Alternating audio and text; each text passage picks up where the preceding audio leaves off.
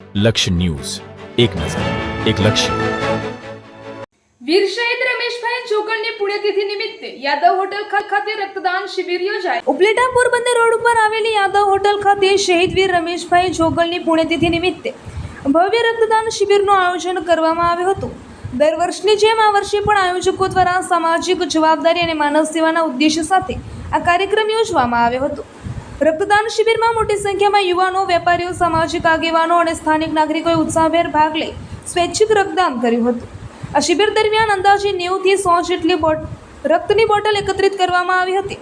એકત્રિત થયેલ રક્તને જરૂરિયાતમંદ દર્દીઓના ઉપયોગ માટે શ્રીરામ પોરબંદર બ્લડ બેંકમાં જમા કરાવવામાં આવ્યું હતું. આ કાર્યક્રમમાં પોરબંદર લોકસભા મત વિસ્તારના સાંસદ રમેશભાઈ ધડુક, નગરપાલિકાની બાંધકામ શાખાના ચેરમેન મનોજભાઈ નંદાણીયા, મજબૂતભાઈ હુબલ સહિતના મહાનુભાવો ઉપસ્થિત રહ્યા હતા.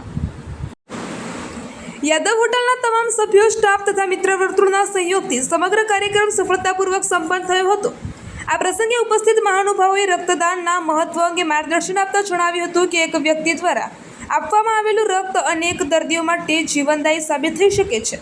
સમાજમાં રક્તદાન અંગે જાગૃતિ વધે અને વધુ લોકો આ મહાદાન સાથે જોડાય તેવા સંદેશ સાથે આ કાર્યક્રમ યોજવામાં આવ્યો હતો. શહીદ વીર રમેશભાઈ જોગલના દેશ માટેના બલિદાનને યાદ કરીને તેમને શ્રદ્ધાંજલિ અર્પણ કરવામાં આવી હતી.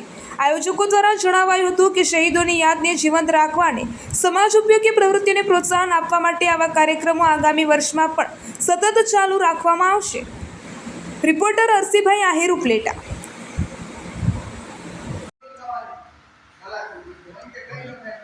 આજરોજ યાદવ હોટલ ખાતે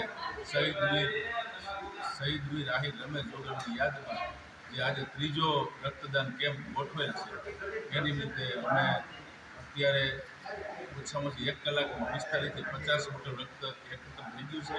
અને હવે પછી પણ દર વર્ષે અમે કરીએ છીએ. આ ત્રીજું વર્ષ છે, હવે પછી પણ કરતા રહીશું. અંદાજે કેટલી બોટલનો તમારો અંદાજ છે? અંદાજે 100 બોટલનો અંદાજ છે. અત્યારે 45 બોટલ જેવું 1 કલાકમાં થઈ ગયું. કોણ કોણ હાજરીમાં આવ્યા?